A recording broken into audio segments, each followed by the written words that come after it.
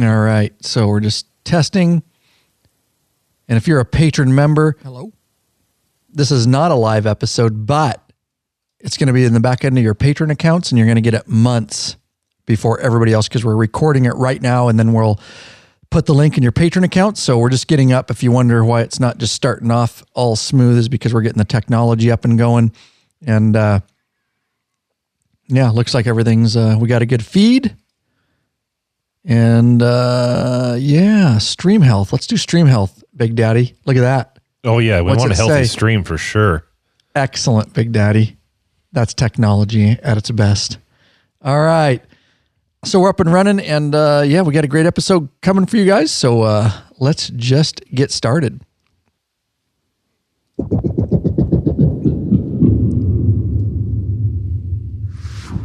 ...2020 Patron Sturgis Meetup Reminder. Thursday, August 13th, 2020 will be the event. You can plan at a time from 9 a.m. to 6 p.m., may not go that long, but I want you to carve out that time if you're interested. And it's going to be in the greater Sturgis area. You must be signed up as an official mid-level or above patron member of Law Abiding Biker Media prior to May 13th, 2020. Yeah, that's 3 months prior to the event. You got to be that mid-level patron and commit to that. So deadline for the sign up is June 1st, 2020 by midnight Pacific Standard Time. Our official sign up form will be at lawabidingbiker.com/2020 meetup. And you need to sign up there. If you sign up anywhere else, it's not official. So if you go to the private Facebook group, yeah, we post in there because we want you to know the date, but that's not where you sign up. We don't even recognize that. You must go to lawabidingbiker.com/2020 meetup. And there's some requirements and some information we need from you before we accept you as an attending member. So get over there, get signed up as soon as you can so you don't miss that deadline. Important. There's 2 emails you're going to receive right after you sign up. If you don't get both emails, there is an issue. And the issue is you need to go to your email junk spam folder and find the second email. Email number 1 will be, hey, thanks for signing up. Here's some preliminary information and things you need to know. The second email will be the double opt-in email list. And we need you on that email list. So you need to go to your junk spam and to confirm that you want to opt into that email list, because that is the official way. Everybody that gets accepted on that email list, that is how we will communicate with you. And as we approach that meetup date, that is how we will tell you the exact details about where we're going to meet and kickstands up. And we have an awesome venue that we've already secured for 2020 for after the ride. It's going to be beautiful. Don't worry, it's going to be safe. We've got a safe ride. It's going to be outside the Sturgis area. The event meetup is going to be outside the Sturgis area because this is during the Sturgis time. But we have put a lot of effort into making sure it's safe, and it's going to be a awesome and fun event. It's going to be a hoot. It's going to be a hoot. Oh, yeah.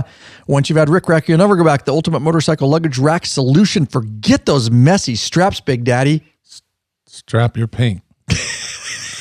That's not my line normally. That was awesome. Come loose and slap your paint. Go strapless with a Rick Rack quick attach luggage system and quality bag. Head over to lawabidingbiker.com/store. Get hooked up now because Big Daddy Kane right here in the studio on a mic.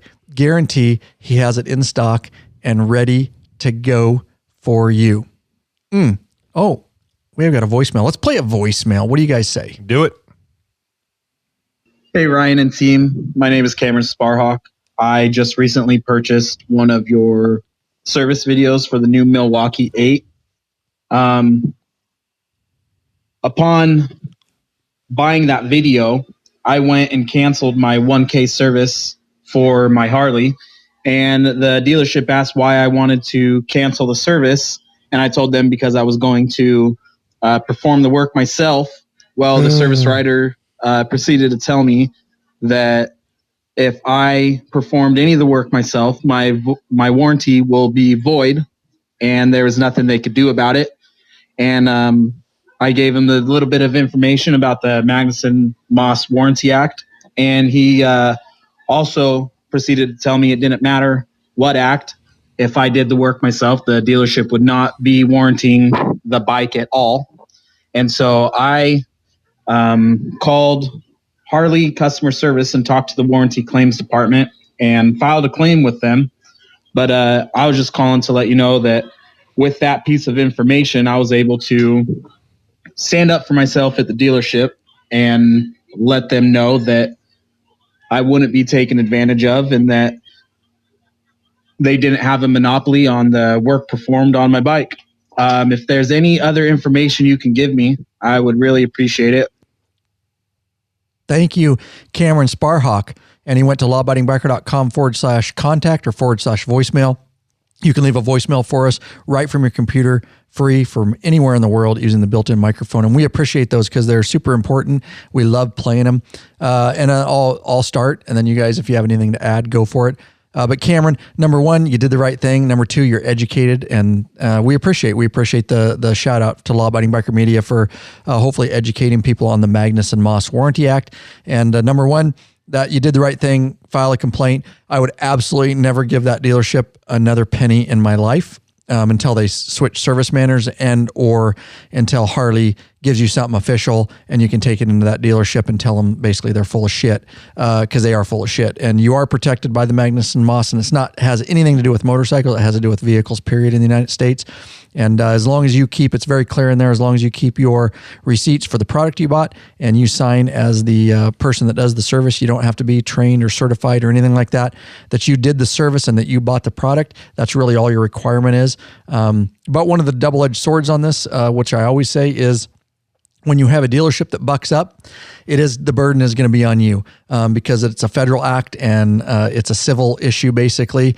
And some dealerships take advantage of that, hoping that people won't be able to hire attorneys and spend money to go after, because that would be an easy case to go after that dealership.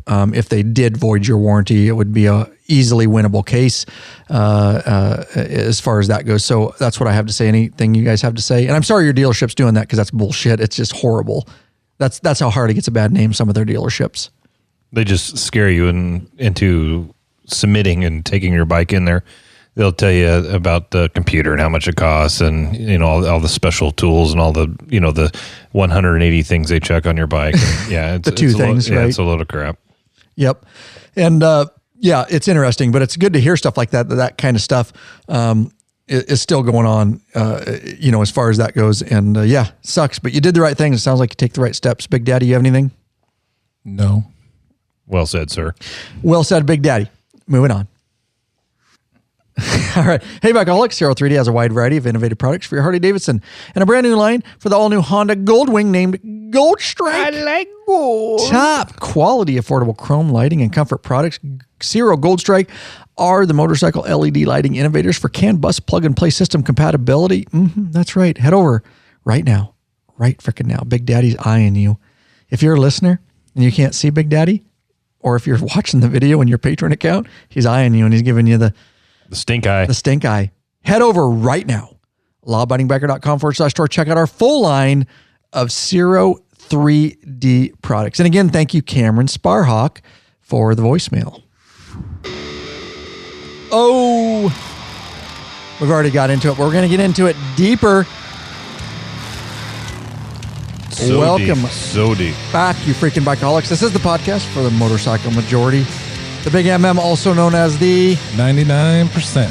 Large and in charge of the motorcycle scene more than any time in history. That's right. By listening to this very podcast, by being here, you're a part of what we call #Biker Revolution. Oh, yeah. Lurch, before we get started, I do have just one question for the audience. What are you waiting for, Bikeaholics? Mount up and let us take you on another wild-ass ride. Ooh, I like how you added the wild. That's ads, dude. That's it an adds honor to of the drama. In honor of Goat, yeah. Goat hasn't been up in a while. We got to get Goat up here. Ryan Urlacher here, your host of the Law Abiding Biker podcast, and your high-tech redneck. There you go. The smooth operator himself right there. What's up? I already used my rhymes. I got nothing left. We're on back-to-back. I will tell you, listen to the episode previous to this because we're doing back-to-back batch processing episodes. We did one live, and Big Daddy nailed it. He nailed it out of the park. A rhyme. So he spat a rhyme off the cuff, and so we give him a break on that because you can't come up with it all the time. So yeah, Big Daddy, we love it. We love it. All right, and of course, Lurch in the house.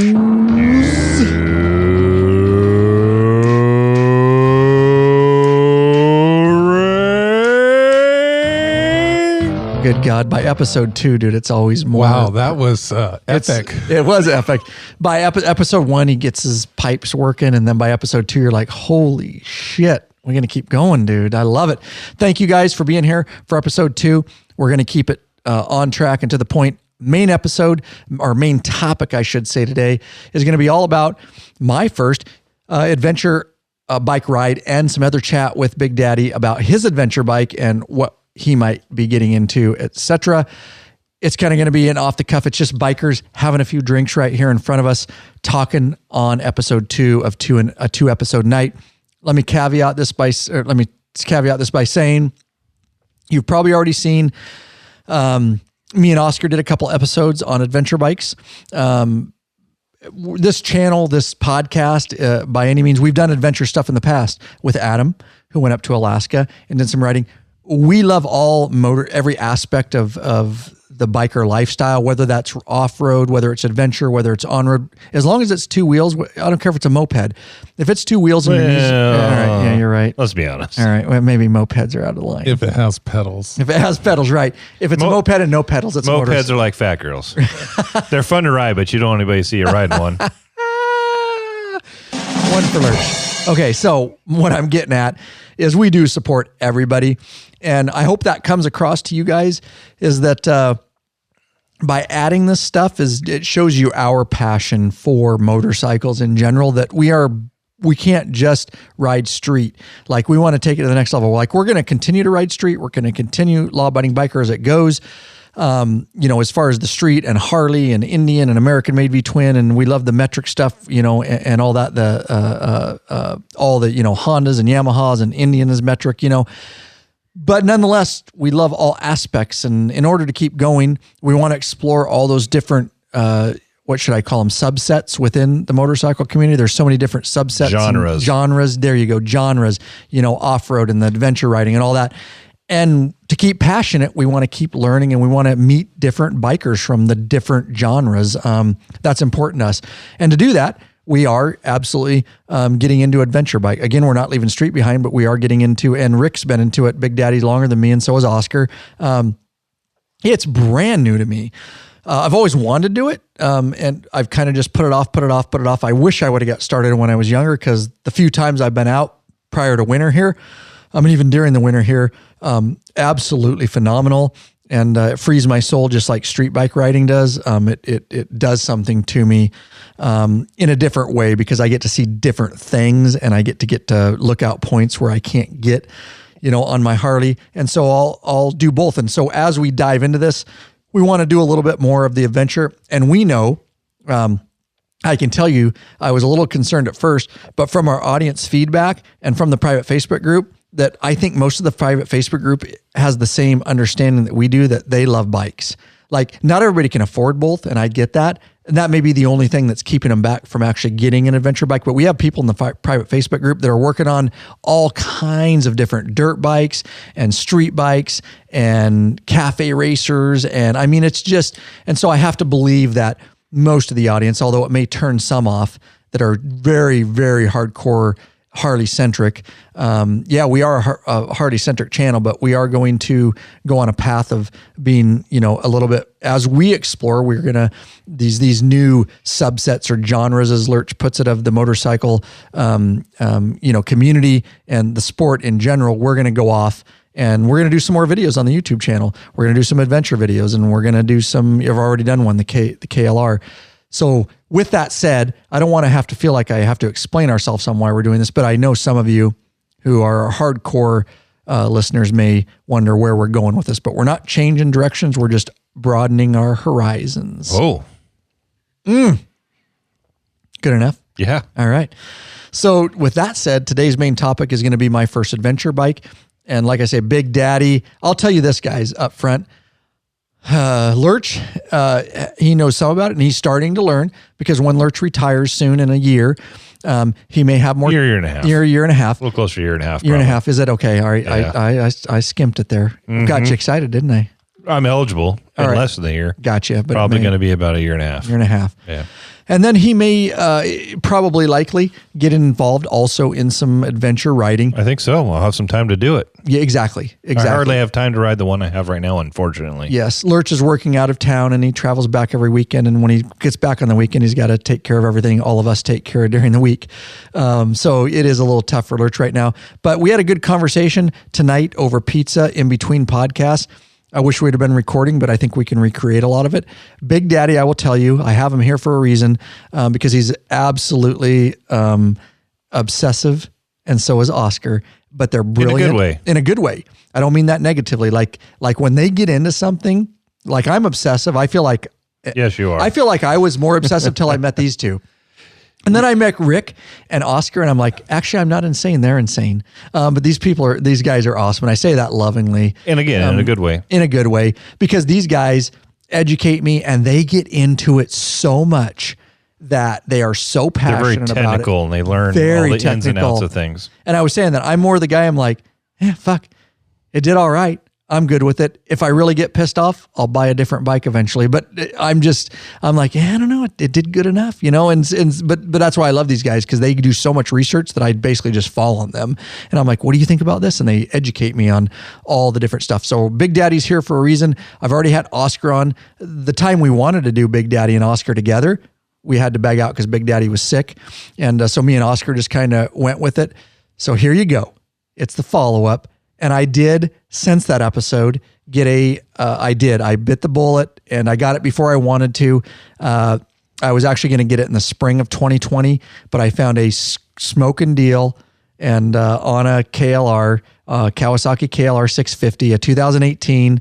And it is last year. They stopped making the KLR in 2018, but I got a smoking deal it's used, from a guy that drove it off the lot basically. And a great guy, by the way. Drove it off the lot, put 109 miles on it, and I got a huge discount because of depreciation, and he needed to get rid of it, and I had to jump on it in the fall.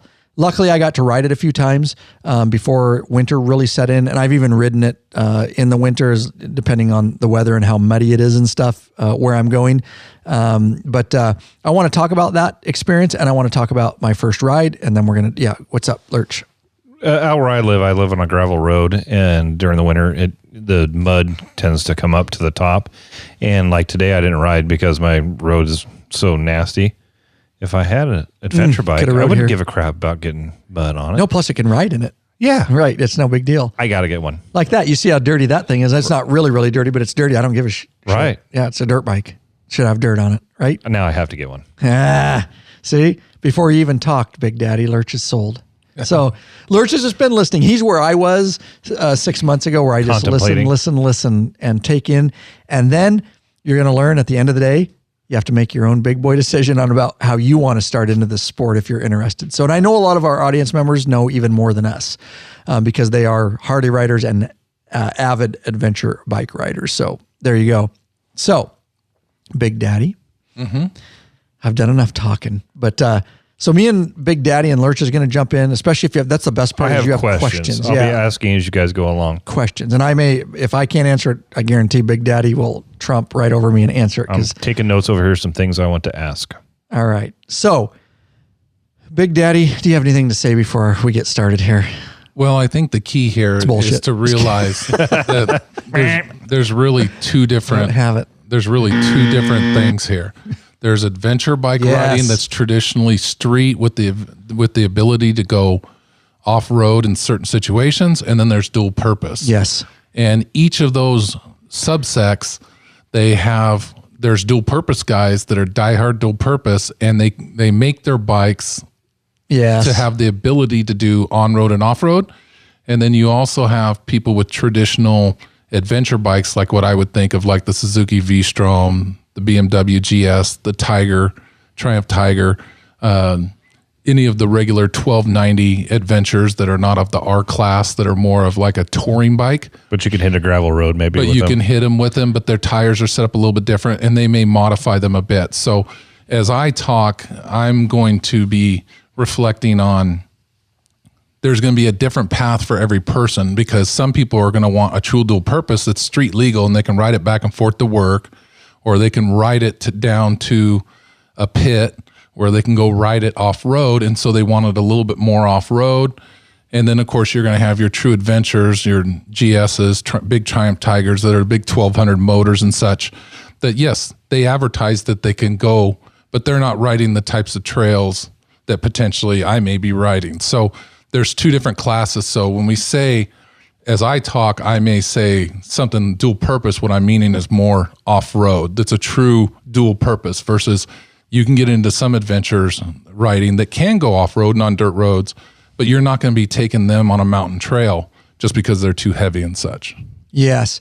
Good. See, I love having them on. And that's a great explanation because that's something I had to sift through when Oscar and I were talking. And then as I was doing my research, I really had to sift through like, what the hell is a dual purpose? And then what makes it an adventure? And then some people that think I think there's a more fine line like Big Daddy says, but some people within that dual purpose and adventure, I'm bringing my hands together, comes together right on the line between adventure and dual purpose. You know what I mean? When and you then say there's dual full dual purpose. do you mean dual sport? I mean, that's what I hear a lot. Like a BMW 1200 would be more like a adventure, right? Adventure. Okay. Versus a KTM 790. Yes. Is going to be more set up riding more like a enduro bike. I don't like to use the term dirt bike or motocross bike because those are specific. When people think of a dirt bike, they're thinking of a motocross type bike. The dual sports will give you the suspension and the legality so that you can ride it on the road, but it's mostly made for their off-road. appearances will do that. And just enough to get where you're going. There's a different path for every single person. It seems like to me when I'm looking at them and researching them, they tend to lead in one way or the other. It's either primarily an off-road bike that is street legal, like you said, or it's more of a street bike that can do a little bit of off-road. Right, or you're just going to get a dirt bike and that doesn't ride on road well, and you're just going to ride it to the dirt track. It's going to depend on Well, and not only that, but let's face it, the market's having their ass turned upside down right now because the biggest growing market right now is they're taking these adventure bike frames with the big V-twin motors, and they're starting to make them more towards, even though they still can be, they're the same bikes. For example, the KTM 790 Adventure. It's set up with, it can go off-road, yes, but it's set up primarily for the street. You add the R to it with the different suspension and stuff like that. Now it's aimed more towards, so right now, everything I've read is the growing market right now are these middleweight. Absolutely.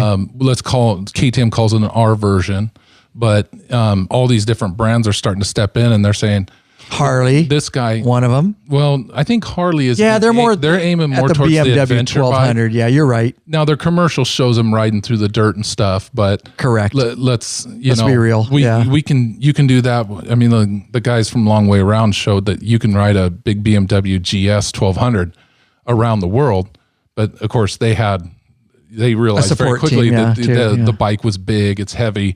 So you drop it. Right now, I think the biggest segment of this right now are these middleweights where you can have, instead of a 500 or 450 or 350, you can have a bigger engine that's a lighter.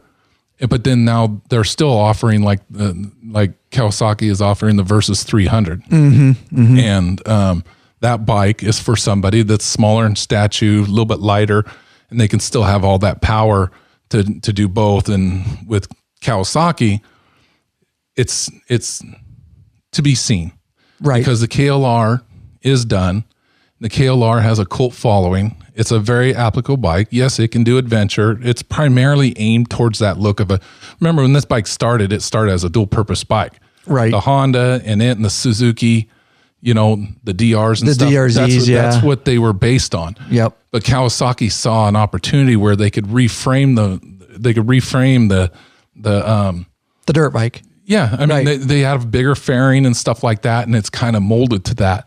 So I guess the key is to decide what is your primary purpose. We've talked about this before, if you're going to ride to the furthest most part of Alaska that you can and back, and you're just worried about riding on some gravel roads. Right.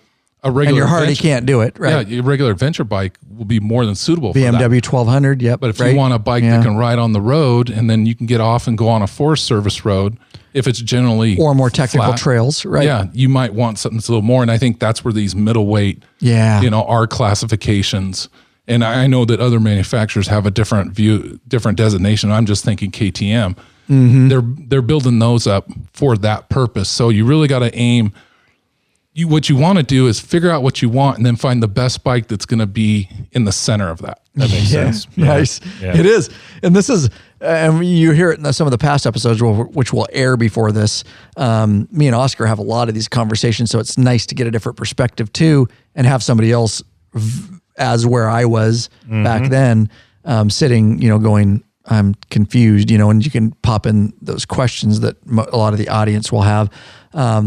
Yeah, no, Rick, and that was well said. The way you set that up is, and I will tell you, this sport right now is probably making more progress than it's made in years, because it's becoming very, very popular, and even Harley guys and street guys are, getting into it and seeing the benefit of it.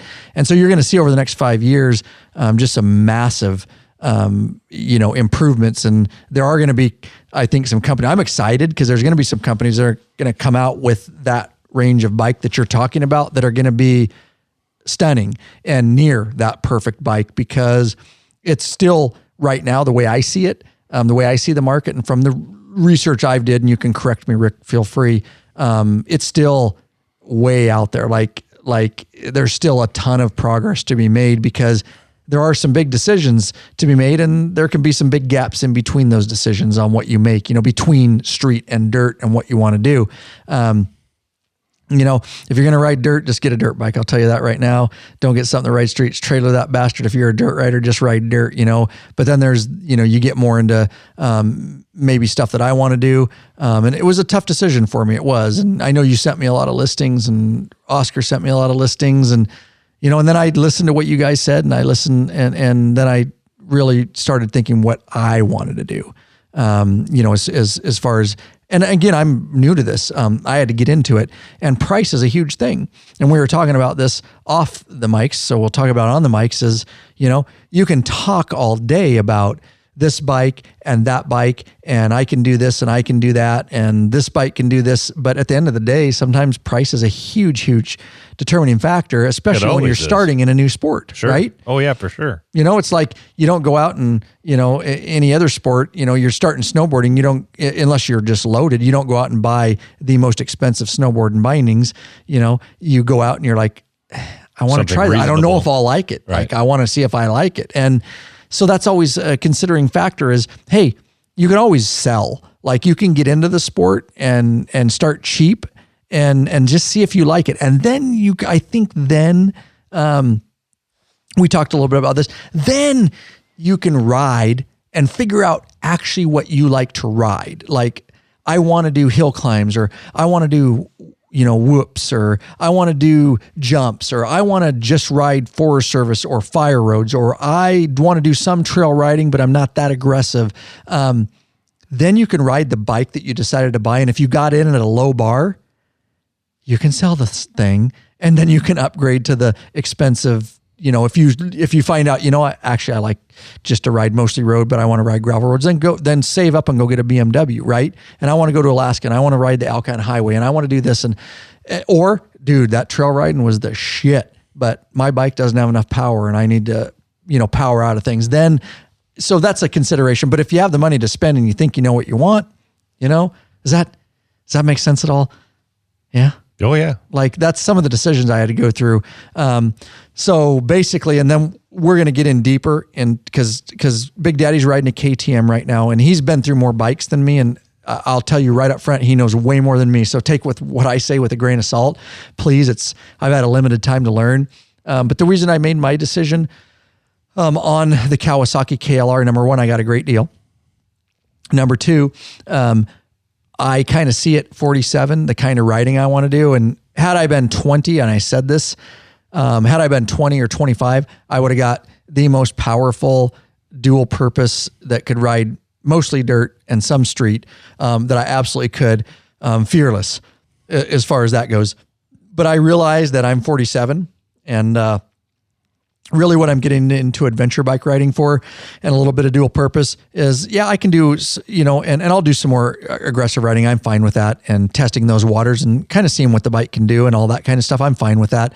But more, I want to, ride the roads. I want to ride some trails. I want to see country that I can't see on my Harley. I'm not 20. I'm not looking at beating the 20-year-old out there and racing him on a hill climb and doing stupid shit. I'm just not into. I got a family. I got a business. I got a job. So I just want to get out in the forest, some of the ridges I ride around here. And I want to see different things and experience different things. So, and I was able to get in at a reasonable price with the KLR. They're a very reasonable price bike. There's a shitload of aftermarket parts. They've been around since 1985. And that's my entry. Maybe I'll keep that bike for 5 years. I don't know. I've been out on it. I need to do some more stuff. I'm going to go with Rick. I'm going to go with Oscar. And in a year, I'll come back and get on the mic and tell you whether I'm satisfied or whether I'm not satisfied. But again, if I decide next year that I want some bike that's way more powerful, well, then I'll just sell it and I'll save up and get a different bike. You know what I mean? So it was a low entry for me with a bike that, regardless of, we'll talk about some of the different capabilities of the different bikes, but regardless, that bike right there for the price has traveled more miles since 1985 than any other. I think it's fair to say, from the threads I've read, any other dual purpose bike. And that's because of its price. Yeah, it has its issues, just like Harleys have their issues.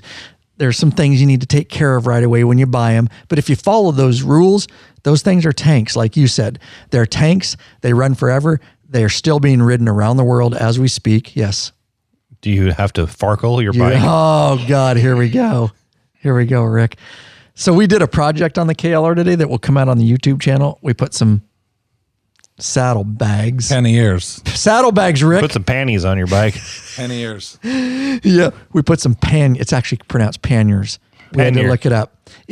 That's fine, but when you're from Southern Indiana, it's panniers. It's a pantier. The French are cursing you right now for calling it panniers. We put the panties on Ryan's bike. We put some damn toolboxes and bolted them to the side of my fucking bike is what we did. So anyways, that was a project we did, and we had to get used to that's what they call it, is farkling instead of wrenching. And I've heard of Farkle. Yes, and we had to look it up. Well, I told you, I think it's a game or something. So I looked it up. Sure enough, it's like a dice game. And I think we might even have it at our house. But anyways, trying to figure out what Farkle means. And it's a combination of functional and sparkle. Sparkle. So it's a sparkle. So it's something you're adding to your bike functionally, but it's also looks cool, I guess. Which those don't look cool. No. The saddlebags that they make for adventure bikes are horrible. I've ever heard. Yeah. So all you Harley guys are going, Farkle, that sounds retarded. I don't even know what that is. We agree. But the adventure guys are listening to this right now and probably like, oh, yeah, I know what Farkle is. I Farkle all the time. I Farkle my bike all the time. I'm constantly Farkling my bike. I Farkle my wife. I can tell you that right now. If you are, you're doing it wrong. Oh, God. I know Rick's got a lot to say, and I will go a little bit more, and then I'm going to open it up, and we're going to talk a little bit more, because I do want to talk about Rick's KTM and some of the things we talked about while we were eating pizza in between episodes. So let me go right here, and let's take care of this right here. Lurch. Hey, bikeaholics, searching for new and exciting motorcycle products? Zero 3D has products you dream about for your bike. Check out their wide variety of innovative products for Harley-Davidson, Honda, Goldwing motorcycles. Zero 3D's got your back with chrome and black parts, lighting, and other comfort products. No modifying, cutting, grinding, or welding for an easy installation. That equals less time installing and more time riding. Zero 3D has a design team of riders with over 40 years of experience with a passion for design and innovation. Zero and Gold Strike are the motorcycle LED lighting innovators for CAN bus plug and play system compatibility. They pride themselves on great customer service. Got a question? Get in touch with them via email at sales@zero3d.com or give them a call at 715-808-0027. Check out your local Harley or Honda dealership and ask for Zero or Gold Strike parts. A new leader has emerged, so check out Zero 3D custom line of Gold Strike products for all the new Honda Gold Wings. I like it, the gold. Better yet, help support us and head on over to lawabidingbiker.com/store and check out our full line of Zero 3D products. Big Daddy Kane sitting right here on a mic. We'll ship them bad boys to you right away. So a good time. I have a true Hollywood confession. Oh, God, here we go. So I'm curious. After all the times that I've heard this, that I've read it myself, or I've heard somebody else read it, when he said dream about your bike, I finally went to a place. I was like, I was thinking about all the things I could do to my bike. Oh my God, dude. Nice. Straight from Big Daddy right there. All right. So and then we're going to get into the deep conversation, but because of the title of the episode. So that's what I ended up getting, guys. Got a great deal down in Tigard, Oregon. I did a vlog on it. I did a video. Make sure you hit up the video. It's on the YouTube channel, and I think it's titled My First Adventure Bike. I take you on the experience of buying it, meeting the guy, and then the second half of the video is me and my first ride up on some ridges that are 5 minutes out my back door, and I've got multiple ridges that are I'm so blessed here, 5 minutes out my back door that I can ride. And there's a bunch I haven't even ridden yet. And I will just tell you that you can tell from the video, I'm hooked.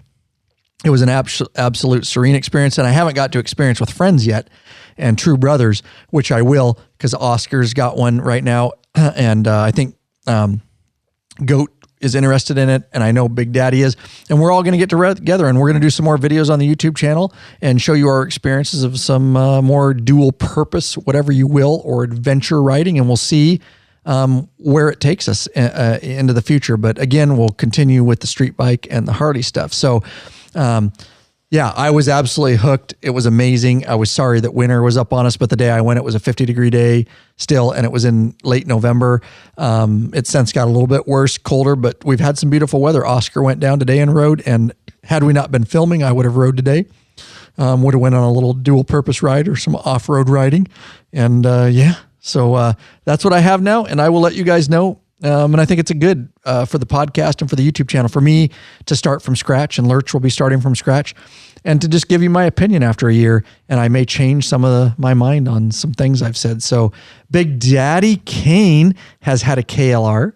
Yes. He's had, what all of you, I can't keep track of your bikes. I've only had the two. I had the KLR Maybe it's street bikes I can't keep track of. And had the KLR 650 and had that for a while, and then at the end of... And you bought that before any of us were even talking about adventure riding. Big Daddy Kane just one day sends me a picture. He's riding a damn KTM down the road. I'm like, what? A KLR. I'm like, I didn't even know at that time what a KLR was, bro.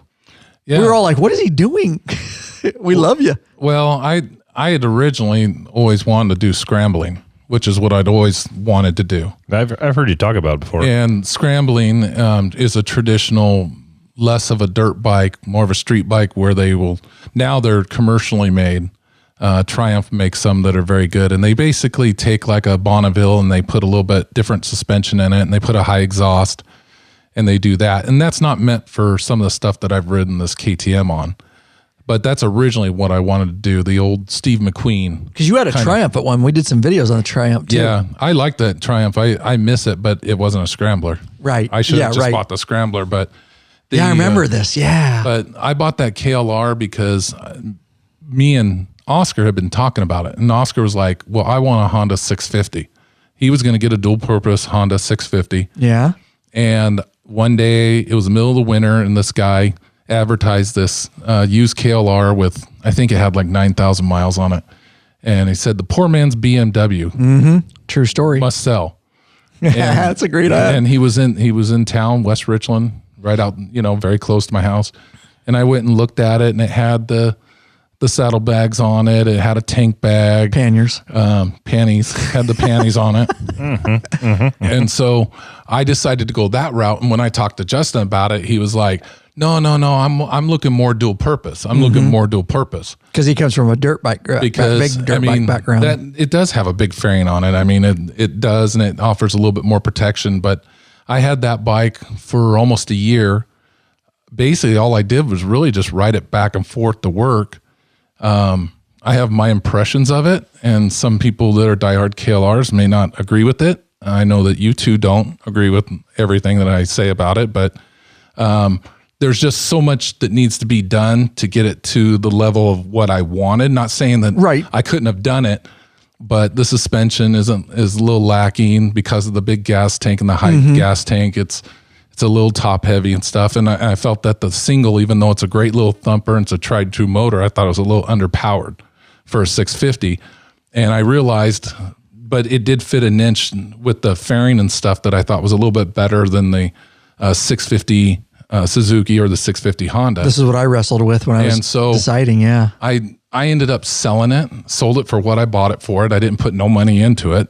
Did you do a lot of off-road with it at that time? It seems like you had it a short time. So, I took it out several times out by Red Mountain, out by where I live. I thought you did. And that area that I was riding had a lot of deep ruts. And I felt the suspension was lacking. And when I started looking at what it was going to cost to put new suspension to get it to the level that I wanted, because I'm a bigger guy. Right. And when I really started getting into some more serious off-road, that top heaviness, accustomed to the gas tank and the fuel being high-centered, just it wasn't what I had been used to as a kid riding dirt bikes. Yeah. And so I ended up selling that, and then Justin got his KLR. So then I started Oscar got his KLR last year, Yeah, so I started rethinking about that, and then I was fortunate that I had a coworker that she's ridden in several events, and she was telling me, if you're going to be riding with us, the KLR isn't going to work. The kind of hill climbs we're doing over the rocks, you can spend a bunch of money changing up the tires and the suspension and stuff, but you really need to look at something a little bit more off-road based. So they're doing more dirt bike riding, right? Mm-hmm. So that's when I found a used 2003 KTM 500 with 3,500 miles, and I got it for $2,700. But you put a bunch of stuff into it. I did. So what'd you have to do to it for the audience? Because it's older. Yeah, the first thing I had to do was I went ahead and rebuilt the clutch because I felt the clutch was a little sloppy. So I did. We don't like them sloppy. No. We like to fix that right away. So I rebuilt the... One for me. Go ahead. Sorry. Yeah, that's fine. You just interrupted my story. That's what I do. Yeah. So with my stupid jokes. Yeah. So I rebuilt the clutch both at the master cylinder and it's a hydraulic clutch, which was innovative at that time. Yeah, no doubt for 2003. So I rebuilt that and the section down by the motor where obviously the clutches and stuff and the changing for the gears. Right. And then I noticed that I had a little bit of fluid on the front forks.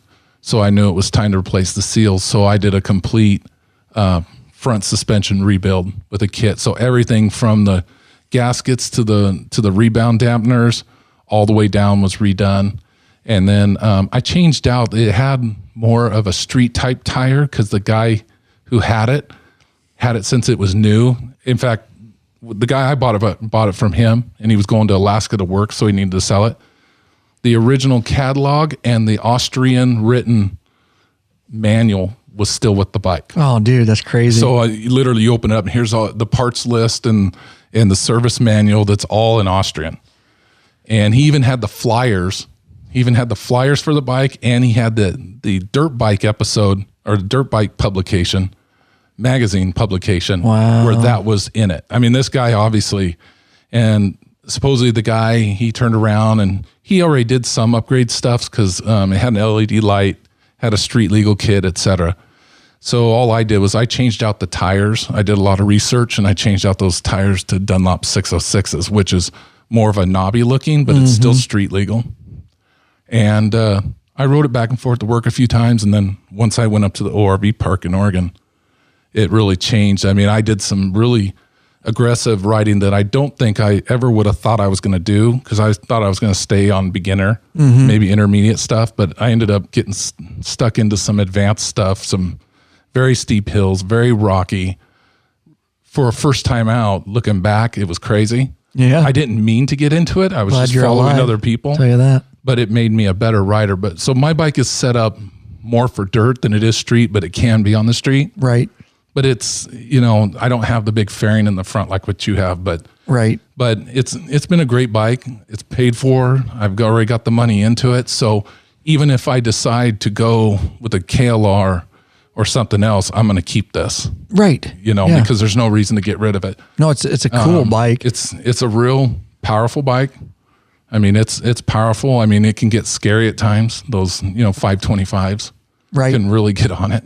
So. And that's something that, and to piggyback off that point, is that something else you guys need to consider? Like how much power do you want and how much power do you need? Because if you do, and I'll just tell you, if you're a young man or depending on, what you want to do. I'll tell you that if you get some of the more dirt bike oriented, some of those things will put you flat on your ass. And I said it while we're eating, if you roll that throttle and you're going up a hill and you get in trouble, you'll be on your ass, like on your back. Like they're so powerful. I know that from riding dirt bikes when I was a kid, because it happened to me multiple times. And that's not a good thing when you're can be, and I'm not saying that bike, I'm just saying, so you have to decide like how much power do you need for the type of riding you're doing, because they can get scary. And unless you're ready for that power and you're ready to, you can get in trouble. And some of the bikes that don't have that much power, although they can lack power, can also keep you out of trouble if you're not doing that kind of riding. And this is where it gets so complicated about what you have to decide as a rider, like what is your plan? Because that's going to, number one, money is a big thing. And then number two, like Rick said, are you going to be no more dirt oriented? Are you going to be going with these friends that are riding mostly dirt bikes and they're doing these competitions, or are you going to be a little bit more laid back? And these are very gray areas. And again, it goes back to my point that, just like Rick said too, is if he wants to buy another bike later, or, even if he keeps that, you can just trade, barter, sell, and move and learn. You can really grow with the sport, I guess is what I'm saying. And you can learn as you go and really make up some of your own mind about what is right for your riding style, number one, because everybody, I will tell you, just from street bikes has a little bit different riding style. And just because one person will say, oh, well, this bike does this, for as many times as you say that, another guy will say, no, that's hogwash. I've ridden it here, and I keep up with guys with this. And that's going to depend a lot on experience and your riding style, and Big Daddy mentioned it too, size. Like I'm a smaller guy than Big Daddy. So maybe I get away with something that he can't, or vice versa, with the power as far as coming back on you, so that can go multiple different ways. And that's where it can get a little bit complicated and stressful when I was going through this position. And here we are, two guys that have adventure bikes still talking about all the variables when it comes, to this type of riding. So what else did we talk about? Yeah, go ahead. You want to jump in on that? Jump in anytime you want, bro. Yeah, I'm just thinking, it's like Oscar and I've had this conversation via text and in person, but I told him my KTM, can I ride it from the Tri-Cities to Yakima an hour away? Yeah, I can. Do I have that bike set up for that? It has no fairing. Really all it has is a front fender and a headlight and a little headlight shroud, versus the KLR that you have has that front fairing. And granted, it still takes some wind, right? But there's a lot more wind protection there. So when I look at like your guys' KLR, I think, well, that would be a great bike because, like Justin said, I can jump on this bike, I can ride an hour, and then I can go on Forest Service roads or some minor trails, and I can get away with it. And I agree with him 100%. I'm not bagging on the KLR at all. No, and that's not what we're here for. I'm just saying that when my experience with it is, although they're a tank, for a guy my size, the bike fit very well. I just felt as though it was underpowered. And yes, it took me down the interstate at 70 miles per hour. That's not what I mean by that.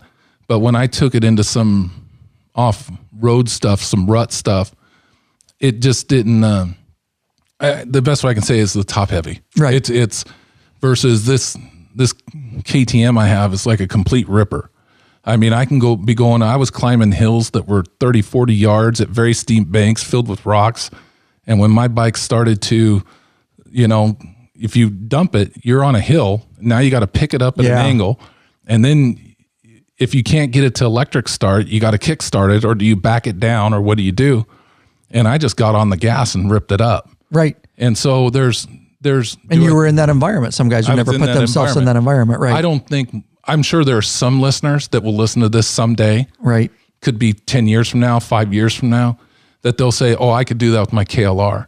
And I believe there are some. There's some things you can do to them. Because like one of the first things is when I got my KLR, my friend at work, she told me, You're going to have to upgrade the front suspension, put progressive springs in it. You're going to have to go to a preload rear suspension if you're going to ride like what I'm riding. Right.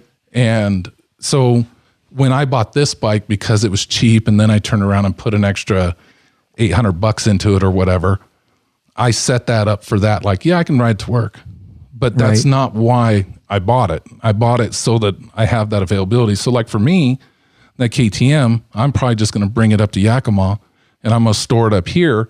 And then when I want to go riding with you guys, then I just go over, pick it up, and can go. I mean, I have a desert tank on it, so I got 3.5 gallons, and it runs really good. It's very strong, but I may also get something else in the future that is more on the street side. Right. No. Oh, I love these conversations. They're great because this is what people want to know. It was just some guys that are in the sport or getting into it. And because we have different different visions for it. And that was some good points you brought up is, and that's something you're going to have to decide. Just like a Harley, if you ride up to a dirt road, you got two decisions. How skillful are you? Because I can ride a lot of things on my Harley that other people can't just because of the experience. Other people will turn around. Same with an adventure bike or a dual purpose. You have to decide what kind of riding you do and know your bike's limitations. And when you come to those things and that's not your style of riding, you don't do it. So you don't get stuck on that hill sideways and need the power. You know what I'm saying? So you have to, depending on your bike and what it is, it doesn't matter what bike you get. It'll never be perfect. And it's always going to have limitations either for road or for dirt or for trails or for hill climb. And just like on a street bike, surface appraisal, and you have to make decisions on your abilities and your bike. And that's a big decision to make before you invest any money is, exactly what kind of riding you think you're going to do. I had to topple that in my head a lot. And I had to humble myself a little bit that I wasn't 22. And I was like, no. And you know what I mean? I had to humble myself. There's very talented riders. My coworker, her husband has been through motor school. He has a Harley, and her adventure bike she got was the 1290 Adventure. It is more of a street, but it can go. What kind? Sorry, what kind? It's a KTM 1290 Adventure. Okay, thank you. I think it's a 17. Big bike, cruise control, sport mode, all this stuff. Yeah. But it's set up more as a road bike, but she can take it off on the gravel roads and stuff. And I think that's where like the BMW GS and the Tigers and stuff, they fit that niche perfectly. Like I said, if I was going from here to the tip of Alaska, that's what I would want, was that kind of bike. Mm-hmm. Excuse me. Sorry about that, Lurch. That's okay. We have to leave that one in. Now, Mike, been to motor school, worked motors, has a Harley, and when he decided to buy a new bike, finally, he still has his Road King Police Special. Oh, he kept it. Cool. Yeah, but he went with the 1090 Adventure, which is a lighter bike, smaller motor, but it's actually a little bit peppier as far as for the size it is. He rode that on part of this trail. That's badass. And he told me afterwards, he's like, yeah, this bike is not going to do what you guys are doing. At some point, because her son's bike kept breaking down, she gave him her 200 KTM Enduro dual purpose bike, and they rode back. And at one point, he got into some kind of switchback and dropped it. And this is a guy that's a motor officer. Oh, it doesn't matter when it's on a trail sideways. How to ride. Yeah. But his bike is more towards off-road than hers is. Yeah. And even in that environment, it was not the bike for that. So I envision if you're getting something like that, going up around the Weenass or the Atanum or any of these areas that we're familiar with that are forest roads and stuff like that, I think those bikes are just fine. Mm-hmm. If your intent and if you have the availability to pick up like a cheap Enduro or something like that and have that, or, the Suzuki DR or, the 650L, that's going to fit a little bit more into that. That's why the bike that I really have my eyes on right now is the KTM 790R. Yeah. It's the bike of the year. Lots of videos out there on it. They're $14,000. They're very expensive, but it's set up more off-road, but yet it still has all the comfort, the sports modes, comfort modes, adjustable, how the motor's going to react. And then it has the high fender in the front. Still going to be a heavier bike than probably even my bike. Wonder what it comes in at. I don't know. Don't know off the top of my head either. No. But so that right now is the big one. And then, of course, Yamaha's coming in with that 700. Yeah. Yeah, we talked about that a little bit too. What's it called? The Tenere. Yeah. But it's coming out. It's coming out as a 2021, probably in the fall. So all these companies are starting to try and hit that.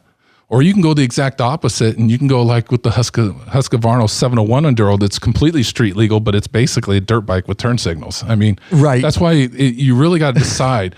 That's why I think so like complicated, Big Daddy. 790R is more of a mix of what I'm looking forward to, right, versus the regular 790 Adventure, because it's a little bit more street. So these companies are starting to do that. And then that's why for a long time I've been thinking about the Harley Pan America. And I'm thinking, I know you were hot on that for a little bit. We were researching it. 1,200 cc's, water cooled. It's going to be a big, heavy bike. But I'm going to be honest with you, for 19 grand, no, that's what I'll buy the BMW or something like that. And that's what it's really competition for, is the BMW is what they're going after. Yeah, go ahead. The KLR is 432 pounds. Well, I could have told you that. Yes, and I didn't know that, but yes, thank you. Oh, hold on, I'm about to speak more if I can. No, if I may. The new KTM's the 790 is 460 pounds, so 28 pounds more, and a V-twin, and about three times the horsepower. Right. Thank you for looking that up. Yeah, no problem. That's what I'm here for. Yeah, producer extraordinaire over there. Carry on. It really just goes to what you ask want questions to do, and I'm speaking as a beginner to mid. I'm in that middle there. Yeah. So it really depends. I mean, if you just want to go ride dirt trails and stuff like that, then just get an enduro. Doesn't obviously you want it to be street legal, at least in Washington State. If it's ride close the to you, Forest Service roads, and you got to ride 3 minutes, but like me, 5 minutes out your back, you can kind of get away with a lot. Yeah, but for me, like my bike, I can ride it to your house. Right. I don't want to. That's an honest answer, and I appreciate that. And that's those are definitely the decisions you have to make. So let's do this real quick, and then we'll kind of wind it down and wrap it up. Are you searching for the easiest and quickest detachable luggage systems for your motorcycle? Rick Rack has just what you're looking for. Forget all those frustrating straps and bungee cords that can come loose and slap your paint. Slap it. Check out one of Rick Rack's awesome quick attach strapless luggage rack systems. This father-son team designed something really special that you can't find anywhere else. Yep, these guys ride so they truly understand the needs of bikers. The Rick Rack quick attach system is strong, durable, and secure with a lockable system. Also, check out their full line of quality touring bags to accompany your quick detach system. Once you use Rick Rack, you'll never go back. What are you waiting for, Bikeaholics? Head on over to the Law Abiding Biker store and check out our full line of Rick Rack systems and bags. lawabidingbiker.com/store. They need to make a Rick Rack for my KLR, but have to be much smaller in scale. I got a fever of 103. I got a fever, and it's not for cowbell. It's for Rick Rack. Nicely done, bro. I didn't even see it coming. All right, so we're gonna definitely wind this down. God, we could go all. I just love talking about this stuff because I love listening and learning. Lurch, do you have any major burning questions about this? A statement and then maybe a question. So it seems like you definitely need to gear your bike towards the type of riding you're mainly going to do. So, absolutely. If you're going to ride up to and ride the Yukon, you're going to want something more like a GS, something that's more of a big twin, or a poor man's BMW, a KLR. Maybe a poor man's. Maybe I don't know. If you're asking, handle it. Yeah, I'm thinking you want something comfortable. You got something with some horsepower, but you can get into some gravel and maybe a little bit of rough roads. Right. If you're going to want to stay a little more local and you'd only just want to be street legal enough to get to where you want to ride, then more dirt riding. Then maybe want some more dirt riding. It seems like it's pretty hard to find the perfect bike for both. It is. It seems like they tend to lean one. You got to own one of each. Well, here's my thought is I have a Harley. I have a road bike. So the majority of my long distance traveling is going to be on a Harley. I think I'm a little more in line with what you got going, where you want something that's comfortable that you can get on and ride to the hills, but you want it to be able to handle some off-road stuff. So, mind you, my age, 47. Yes, well, I'm right behind you. Yes. At 45, is going to be 46 this year. Ask me when I'm 22, it'd be a different answer, but go ahead. Yes. So in my mind, and at my age as well, I'm not looking to do some whoops or some real. I don't really care. Yeah.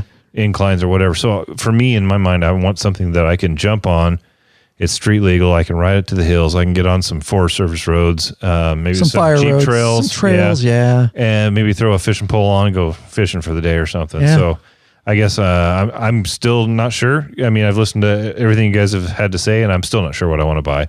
I do know that the good thing is I'm going to be behind you guys by a year and a half before I buy one. So I know I can definitely get on a KLR, and when Rick buys that new KTM 790, I can ride that. So I'll have the benefit of your guys' knowledge, and I could probably get on a couple of those bikes and ride it. But Rick should buy bikes and rent them to us. I got a question. Test them. Yeah, no shit. So I got a question for you, Ryan. What are you riding right now? I know it's wintertime and we don't get to ride as much. Are you jumping on the KLR because it's new? Yes. So if you're running around town, you're more likely to jump on that thing and ride right now because I'm getting used to it and I'm learning it and I'm riding it. Yeah. So right now the winter rides I've taken are definitely KLR, and I've been exploring some new areas around me, some new ridges, and I've been on Google Maps a lot. There's areas around me that I didn't even know it existed. Like there's a. But you just run into the store. I mean, if you're going to just be on pavement, KLR. You just run down. Just only because I'm still, it's new and it's fun to play with. I want to ride it as much as possible to get as much used to it as I can, and break it in because it only had 109 miles on it. The guy took it off the showroom floor. And I want to learn its quirks and its positive points and negative points. And I've been going off road with it. And like I said, I've been exploring. There's so much around me. Like there's gates up here that you can open. Like you just have to have a discovery pass. I didn't even know it existed. Like 5 minutes off Buffalo Road out here. You can ride up all the way the ridges between the canyon and Ellensburg. And I just find them. And so I'm more in the exploratory point. And because it's winter, it's a good time to learn it a little bit before I, get more. Oscar, Rick, and I, we want to take some trips all together and do some more adventure, dual purpose, whatever you want to call it, off-road riding. And so the more I can become familiar with the bike, and I've been setting it up like you helped me today. I put the KLR needs some things, a skid plate. I put some engine guards on it. There's some, we put panniers on it today. Those are saddlebags for the Harley guys, and they're saddlebags, big metal ugly toolboxes that people strap on the sides of their adventure bikes. You still need to put your doohickey. I got to put my doohickey. I'm doing some minor things to it. Doesn't need a ton. Farkle it up. There's some things you need to tighten down. I put some foot pegs, and I put a shifter on it. I bought some more adventure riding, dual purpose centric gear over the winter. Did a lot of research on that. I'll be reviewing a lot of this stuff in the future. But I'm pretty much, I bought a tank bag, the bag on the back, just some basic stuff, a backpack with a hydro flask in it. So right now, because it's new and I want to know more about it because we've been talking about the sport a lot. I've been riding it more, I would say. So I just think to address one thing that Lurch said. He's going to knock you down here. No. Knock him down, dude. He made the statement that there's really nothing that's in the middle. No. And he's right. Up until this last year or so, that's been kind of true. I mean, you either rode, but things are changing. I think with this new Yamaha coming out, I think with the Honda Africa Twin, which is a big CC bike, but it's very capable based on the Dakar Rally. I think that with KTM's new 790R and the new 1290R, they're starting to, if you look at their websites, they'll all have the regular adventure. Yes. Then they'll have the I noticed that. The R or some version of that that's a little bit more off-road. And then you can even get into some of them that are, so they're trying to blend that, and they'll do little things. It may cost $1,000 more because it has a little bit different suspension or something, but it's coming there. But most of the companies that are doing that, other than, because if an Africa Twin, you could spend $12,000 for an Africa Twin, which is a great bike. Plus they offer it in the 6-speed manual. Plus they offer that new DCT transmission, which is basically an automatic transmission, kind of like a snowmobile. Crazy, huh? And I don't know if I'd like that. And that bike a couple years ago was the hot bike. Now it's the 790R. So they're seeing when the writing on the wall. So he's right, but they're starting to come down the line now for that. But still, the question is, do you want a true dual purpose that you may trailer up and ride on the roads and you can go on some hardcore trailing, which is kind of like what mine's set up for? Or do you want one that's really more towards the road and you only take it on the gravel when you have to? And there's a big span there. Yeah. I think your KLR is a good mix in the middle. I just think that guy my height and size, I'm kind of almost thinking I may wait to see what Kawasaki comes out, because the rumor is in 2021 they're going to come out with a revamp. They think it's going to be based on the. They think it's going to be based on the Versus with the 700cc liquid cooled twin motor, and that what they're going to do is they're going to offer like an XC or an X, which will be more off road than the regular Versus, which has kind of been marketed more towards that street tour BMW type deal. So there's going to be a lot of stuff coming out. Oh, the next 5 years is going to be exciting. That's a good, the next 5 years is going to be exciting. And there's still a lot of new Africa twins too. I mean, just the other day I was on Cycle Trader and I found one for $8,000, a brand new 2017 in Bremerton. Yeah. Yeah. It's a 2.5, 3 hour ride, but I'm like, I drove 3.5 hours to get to my bike. That's a very good price for a very capable bike, but you just know that when you drive it off, it's now used. And so you better get it at a good price. Right. This one KLR I was looking at yesterday, is still in the crate. It's a 2018, still in the crate. Mm-hmm. So, it'll be interesting to see what happens, but I don't think they'll really ever come out with like the Icon, the tank KLR anymore. I don't think that they will. Yeah. They gave up a lot of emissions points to keep that bike on the market for this long.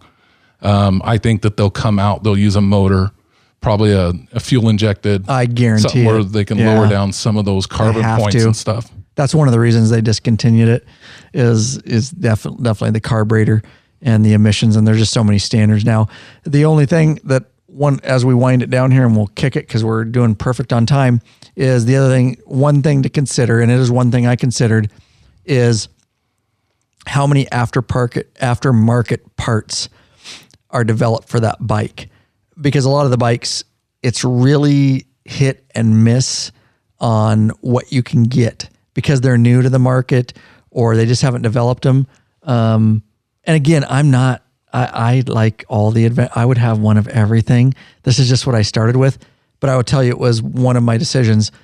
There are complete livelihoods, families, and industries created around the KLR because it's been around since 1985. There are companies that do nothing but sell, and they're hurting now because they're discontinuing it. They have built their life and their business around aftermarket KLR parts. And I'm telling you, I can get any doohickey, and there is a doohickey that I want. I can get gold grips, 14 karat gold pegs. It's been around since 1985. And so for me, it's cheaper to get aftermarket stuff because there's tons of I could have got panniers from 20 different companies. You know what I mean? Seats and bars, and for that many years, there's been a lot of stuff. So it is something to consider, like, especially if you have to, like you talked about it, Rick, like if it's a bike that you have to retrofit, like the KLR, like you got to make it like an adventure bike, at least make sure there's lots of parts. If that's the route you're going to go with your bike, that you can get. If it's just a dirt bike, you don't need a lot of parts. But if you want saddlebags and you want this bag and you want this and bars and grips and this kind of stuff, just research it before you buy it, I would say, to make sure that you have the availability of parts to set it up the way you want it for your type of riding, basically. So fair enough. Fair. I think that's, just like my KTM. I bought a pair of those rigid soft saddlebags. Yeah. That's right. You showed me those today. Just so I can have a little bit of storage, even if it is just me taking off from my dad and riding with Justin out to here. And then food, granola bars, coats. I can do a little bit, but that's kind of my tie over. I've got enough money invested in this trike now that I'm just hold off and really kind of figure out what I want. I mean, I was ready to jump on that new KLR yesterday just because I thought it was a good value. I thought you were. I was texting you, but you wouldn't answer me. But then when I started thinking, I got to replace the front suspension springs. I'm going to have to change out the rear suspension. Doohickey. I'm going to have to turn around and put engine guards on it. And you know what? I'll just try to find a used one where somebody else has already done at least most of it. Find a guy like me in 2 years that did everything to it. That's a good way to end it, bro. That's actually a really good way to end it. Yeah. Look for those. They'll be around for a long time. And Lurch, anything? Not at all. That note, I've said my piece. good episode, Big Daddy. We can talk about this all night. I love it. I absolutely love it. Always learning. Always learning, man. Are you exhausted? There's a lot to learn. There's no doubt about it. You know, you think it's just a motorcycle. What's there to learn? It's like a whole different, like you said, a genre or sport. I mean, there's different gear. There's different accessories. I mean, there's things called doohickeys and apparently Farkles. I mean, you Farkle your bike, which is ridiculously sounding. Now you know why. Now you know why I waited for 2 years. Oh, yeah. I've been considering this for 2 years, and I was stressed out. I don't even have time to learn about this shit. And finally, this year, or not this year, but in 2019, I just buckled down. I started talking to Big Daddy. He was texting me different ads and different Craigslist, and Oscar was doing the same. So I started digging and asking, and I was like, all right, I'm going to finally dive into this shit. Because I'll ride your I got stressed about it. There you go, exactly. Ride Rick's, ride mine, ride Oscar's, ride anybody's. Hey, what's Goat going to get, bro? He's thinking about the KTM 790. Yeah. Then we'll have another bike for him to talk about. It's going to be great. I like it, but it's almost 3 times the price of a KLR. To get your feet wet. To get your little carrot wet. KLR, to be fair, he rode it. He agreed with a lot of the stuff that for a bigger guy. Right, yeah, and Goat is a bigger guy. At least you got guys you can go ride it. Yeah. Go ride his. And as soon as Goat gets the 790, ride it. Yeah. And then ride Oscar's and then ride mine. And just for sure. That'll be great, dude. You're lucky. You're totally lucky, dude. But yeah, at the end of the day, there you go, guys. Get your feet wet however you can, whatever you can afford, and then you can always move around bikes and switch. And because clearly that's what we're going to do around here. Hell yeah. We'll all keep learning as we go. My God. Thanks for being here, guys. Don't worry. We're going to keep doing the Harley stuff too, but we love this part of the genre, as Lurch so eloquently put it, a different genre. Anything you want to go out here with, Big Daddy, real quick on anything here that interests you, or you got your own? You got your own call to action. Yeah, call to action. F4 windshields. We are now a carrier of the strongest, the sleekest, the sexiest recurve windshields on the market. Darn near indestructible. We have a video out on that. And we have 2014 and up FLHT models in stock. And we can also drop ship for you anything 13 to 96. So, and Road Glide and everything. So check them out. Nice. They're on the website. The nice new clean and organized and like a new theme. And yeah, it's a whole different look and feel.